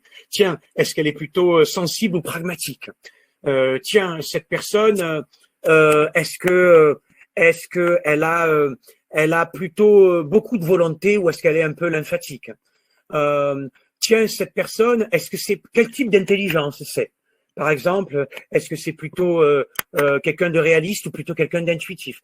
Bon, évidemment, ce sont des cases parce qu'il y a des mains où vous allez vous rendre compte, et on en parlera, qu'on peut être plusieurs choses. Einstein, qui était un immense scientifique, est un très grand musicien, par exemple. Donc évidemment qu'il n'y a pas de, hein, on peut avoir plusieurs choses. Mais et puis je vous apprendrai aussi à déterminer aussi des événements, des périodes de vie clés où on pourra indiquer, tiens, par exemple, dans quelle mesure on s'est consciemment ou inconsciemment affranchi de la famille. Est-ce qu'on porte plutôt pas mal de choses, pour le meilleur ou le moins meilleur? Et du coup, tiens, ben, on pourrait peut-être s'y atteler, si on s'y est pas déjà attelé. Ou dans quelle mesure on est plutôt bien affranchi de la famille. Et à ce moment-là, est-ce que on a un travail, par exemple, en accord avec nos capacités? Alors, parfois, on le sait consciemment. Mais le fait de le voir dans les mains, parfois, dit autrement, perçu autrement. Moi, j'ai souvent vu des gens tout à coup qui, suite à une lecture, parfois révélation complète, parfois qui confirment des choses qu'ils savent, tout à coup ont le courage de quitter un travail ou d'aller faire une formation sans quitter le travail, alors qu'ils n'avaient pas osé auparavant. Et ils vont à la NPE tout simplement, mais pour eux, c'était quelque chose de fort à surmonter, et ils décident de faire une formation payée. Et 3 mois après, 6 mois après, ils quittent leur entreprise et ils deviennent enseignants alors qu'ils étaient journalistes, ou bien ils deviennent formateurs alors qu'ils étaient plombiers. Voilà. Et du coup, alors avec les lignes de la main et notamment l'atelier, on va pouvoir peut-être aussi avoir un éclairage, si on en cherche un, sur notre mission de vie. C'est exactement ça, c'est le mot vocation que je disais. Alors j'adore ce mot vocation, hein. Pour ceux que ça intéresse, vous pouvez noter que vocation, ça vient de vocal, de voc, la voix, V-O-I-X. C'est en fait écouter sa voix intérieure. Bon, c'est la voix V-O-I-E, c'est la voix V-O-I-X. Et c'est effectivement voir sa vocation, voir ses capacités, même si, bien sûr, plein de métiers peuvent éclairer des capacités multiples. Après, ce qui est intéressant, c'est qu'une fois qu'on perçoit ça dans les mains, en toute honnêteté, sans se juger, se dire, voilà, est-ce que ce que je fais est en accord avec ce qui est là? Et on verra probablement dans les mains que si je le lis, ou que si vous le lisez, et qu'évidemment votre travail ne vous rend pas parfaitement heureuse et n'est pas exactement celui qui semble être là, on verra dans les mains des signes de frustration ou des choses qui montrent qu'il y a un travail à faire pour l'honorer, la vocation. Et la main évoluera et se débloquera en même temps que vous serez en train, avec votre libre arbitre, d'y travailler. Et peut-être, pour ceux qui ne font pas le métier rêvé, pourront se lever le matin, peut-être un jour, en osant faire un métier qui leur plaît davantage. Parfois, vous avez aussi des gens qui font le métier qui leur plaise complètement, mais qui ne s'autorisent pas à être épanouis, ou bien qui ont des difficultés à trouver leur place dans le travail, qui ont des difficultés aussi dans le travail à ne pas trop en faire, à être dans un burn-out ou à se sentir dévalorisé ou maltraité par une personne dans le travail. Ça, c'est la vocation, mais c'est aussi problématiques qui peuvent faire que notre vocation, elle est fatiguée, elle est triste. Donc la vocation, c'est faire ce qu'on est censé faire qui nous plaît. Et parfois, on a plusieurs vocations dans la vie, d'ailleurs.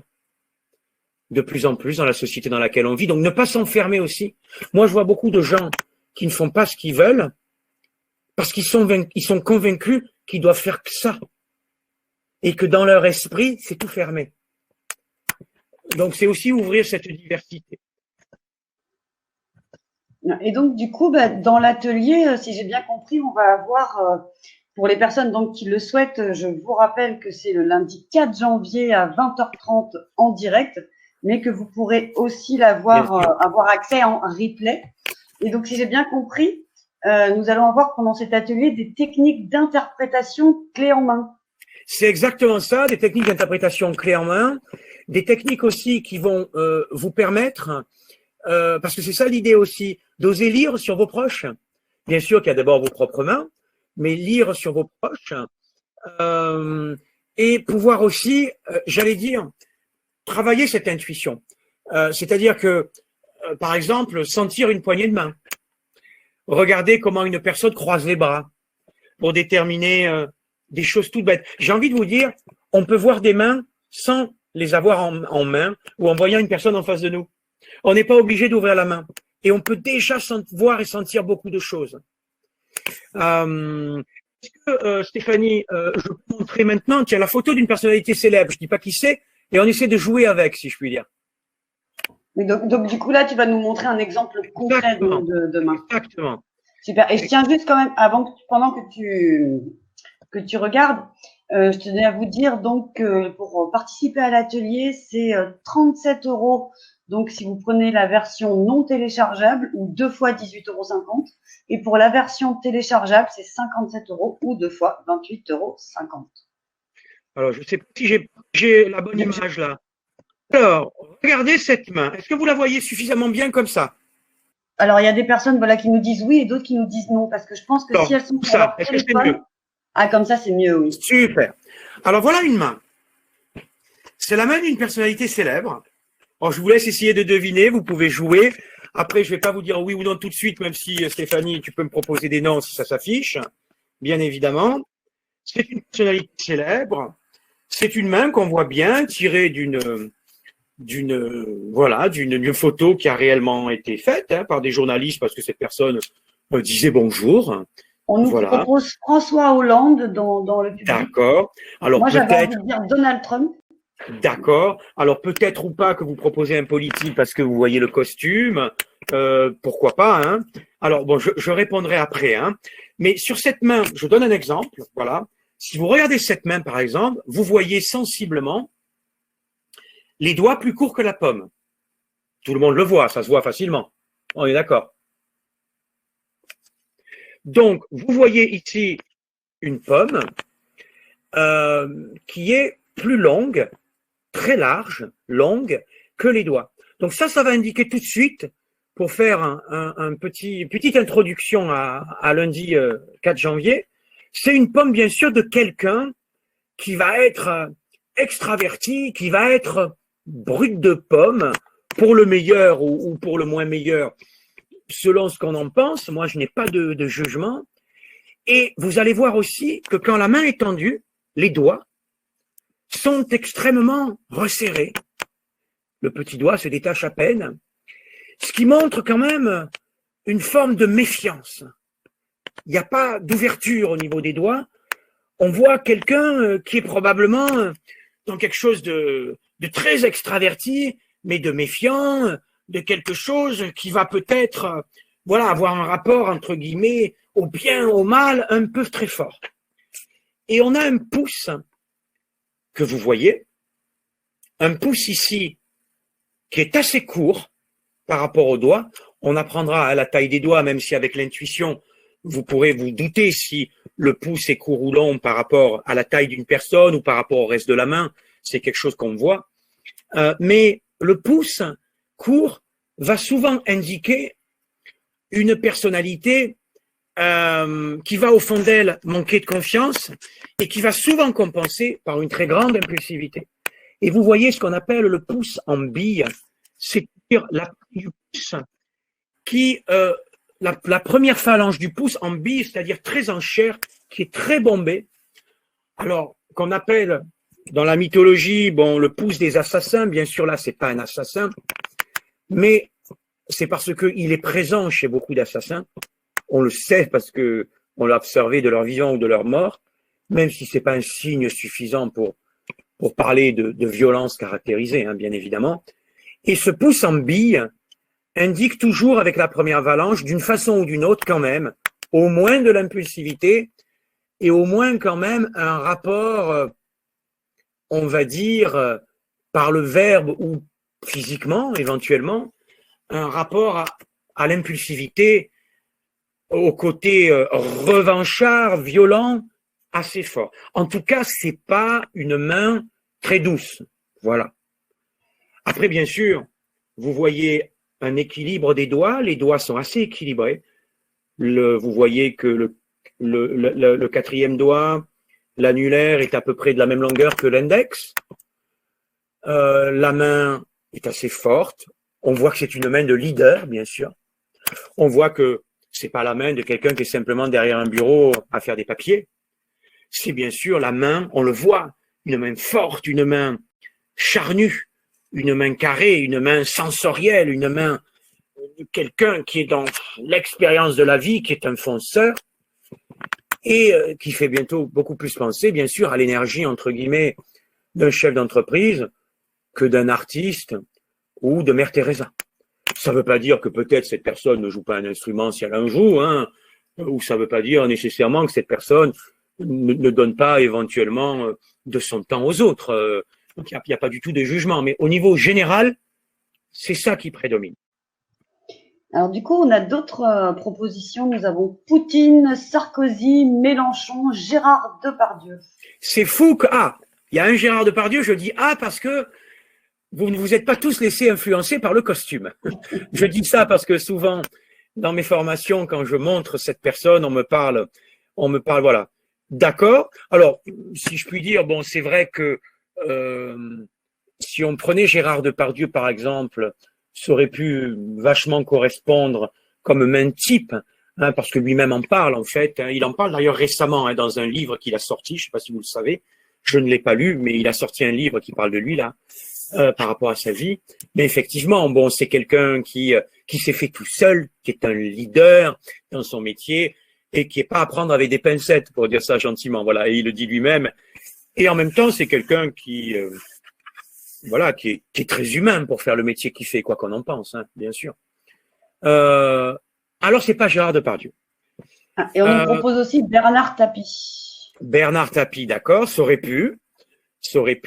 Alors, Bernard Tapie a des mains plus larges et des mains où les doigts sont un petit peu plus longs et où la sensibilité première, en tout cas, est plus forte. Là, c'est des mains plus bourrues qu'on a quand même. Sans jugement, hein. C'est pas un jugement, hein, bourru. Parce que, voilà. Donc, je dirais que, bien sûr que les mains de Bernard Tapie sont comme ça, mais un peu plus larges et un peu plus longues. Alors, est-ce que je donne la réponse ou pas, ou il y a d'autres propositions? Alors, quelqu'un qui dit, Wardia, pardon, qui dit un footballeur. D'accord. Pour dire un footballeur en général, c'est ça, par rapport aux mains. D'accord. Moi, j'ai l'impression, quand je regarde les mains la main d'un petit peu plus près, qu'on dirait qu'il y a un petit peu, que c'est une main de travailleur, presque de travailleur, comment dire, je sais pas, un agriculteur ou. Oui. Pardon.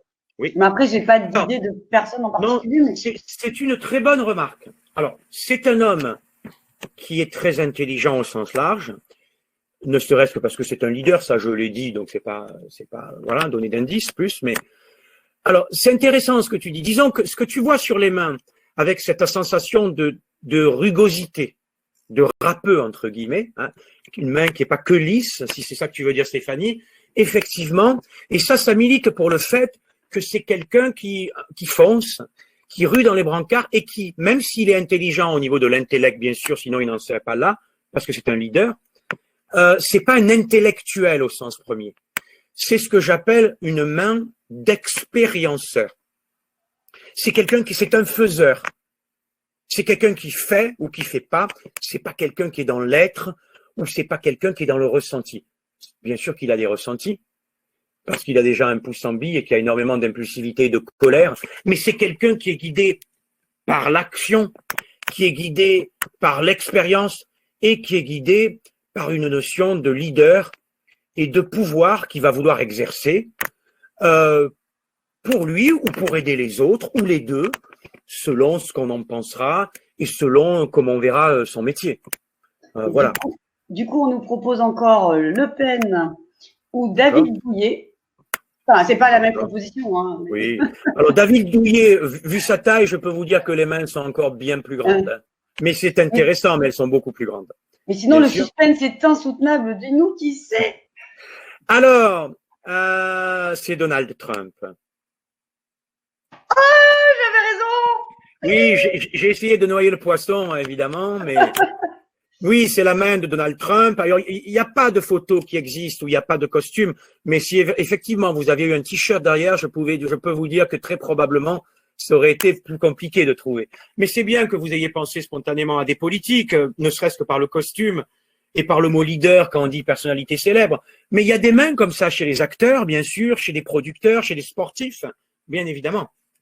Et oui, voilà, c'est vraiment la main de Trump avec les signes que je vous ai donnés, une extrême méfiance, alors que certains interpréteront s'ils sont contre lui et si on est dans un jugement avec une forme de paranoïa, d'autres qui y verront une intelligence très pointue qui permet d'être roublard et manipulateur dans le bon sens pour pouvoir arriver à faire son métier le mieux possible. Voilà, tout dépend comment on va voir la notion de méfiance, hein. Et puis le pouce en bille, la notion d'impulsivité, qui est la notion souvent des leaders, des grands patrons. Si vous voyez aussi sa ligne de cœur, je ne sais pas si vous l'apercevez, la ligne de cœur. C'est quelqu'un qui est en couple, hein, mais il a eu 3 divorces, bon, peu importe. Mais c'est une ligne de cœur, vous voyez, qui est assez annelée, avec beaucoup d'anneaux, qui est plutôt longue, qui monte. On voit que c'est quelqu'un qui a quand même, entre guillemets, du cœur. On voit là que la main droite, hein, par ailleurs. Mais on voit quand même que, voilà, elle est quand même mouvementée, on va dire. Et on sait par ailleurs que c'est un monsieur qui a une vie affective complexe au sens large, même s'il est en couple depuis des années avec Mélania, que je ne connais pas, je précise personnellement, et qu'il a eu 3 divorces, et qu'il a eu aussi, par ailleurs, une enfance difficile. Donc le début de la ligne de cœur qui commence sous le petit doigt, vous voyez, il y a des anneaux, il y a des ovales. La ligne n'est pas bien tracée de manière fine et de manière claire, ce qui montre qu'il est arrivé très haut, hein, en fait, mais que au départ ça a été dur. Sachez que ce monsieur était très moqué à l'école. On se moquait beaucoup de lui à l'école. Parce que son père est célèbre aussi quand même, était célèbre, et que bien sûr c'était compliqué à l'école. Ce qui n'empêche pas aujourd'hui que ce soit un homme très intelligent, qui parle très bien, mais c'est pas un intellectuel. C'est pas un intellectuel, comme peuvent l'être d'autres présidents de la République. C'est quelqu'un qui est un expérimentateur, qui est dans l'action. Et qui est porté par cette envie de laisser une empreinte. Et regardez la taille de la pomme par rapport au doigt. Une pomme où j'ai envie de vous dire qui est très très grande, très très vaste. Après, bien sûr, voilà, jugement de valeur, hein, et on peut faire beaucoup de choses avec tout ça. Voilà. Wow. Et du coup, félicitations à Bernadette également, qui avait Bravo. aussi dit Donald Trump. Et je vous assure que moi, je n'était pas préparé d'avance, hein, je ne savais pas du tout à qui elle était la main. Voilà. Non, c'est le but en même temps, hein, entre guillemets, pour s'amuser. Alors, ok, hop. Ah, je remontre une main que j'ai montrée tout à l'heure. Alors, lors de la formation, hein, je vous montrerai plein de mains de personnalités célèbres. On pourra aussi, et ce sera le but, bien sûr, de parler de vos mains, hein. J'ai envie de vous dire aussi que les lignes de la main aussi, donc donc je le redis, il y a des paumes, hein. Vous voyez, des types de mains. Vous avez des paumes avec des paumes longues et des doigts courts, des doigts longs et des paumes courtes, des mains où il y a un équilibre. On peut avoir des doigts plus ou moins fins, plus ou moins épais. Vous pouvez par exemple vous amuser, je vous donne un exemple parce que ça c'est tout bête, hein, une dernière chose si vous voulez, mais vous pouvez vous amuser à ouvrir votre main devant vous, comme ça, et à regarder l'angle de votre pouce par rapport à la main quand vos mains sont tendues. Quand vos mains sont tendues, et voilà.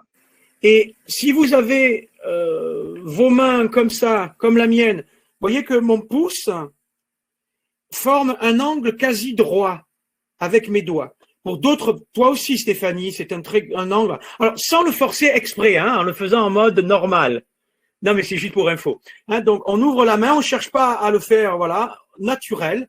Et alors il y a rien de ni bien ni mal là, hein, mais quand on a un angle bien ouvert ou complètement angle droit, plus c'est ouvert, ce qui est ton cas Stéphanie, plus on est adaptable, plus on est souple. Alors, quand c'est extrême ou fort, ça peut donner lieu à une instabilité intérieure, une difficulté à se stabiliser, donc c'est ni positif ni négatif, mais en tout cas, c'est un esprit plutôt souple et adaptable. Si le pouce est un petit peu rentré vers l'intérieur, un petit peu, et quand c'est un peu beaucoup, il peut y avoir soit une rigidité, ou en tout cas une méfiance ou une timidité qui n'est pas nécessairement négative, mais ça va plutôt faire penser à des tempéraments qui sont dans une réserve et qui peut-être ont besoin de se familiariser avec les choses et avec les gens pour s'ouvrir.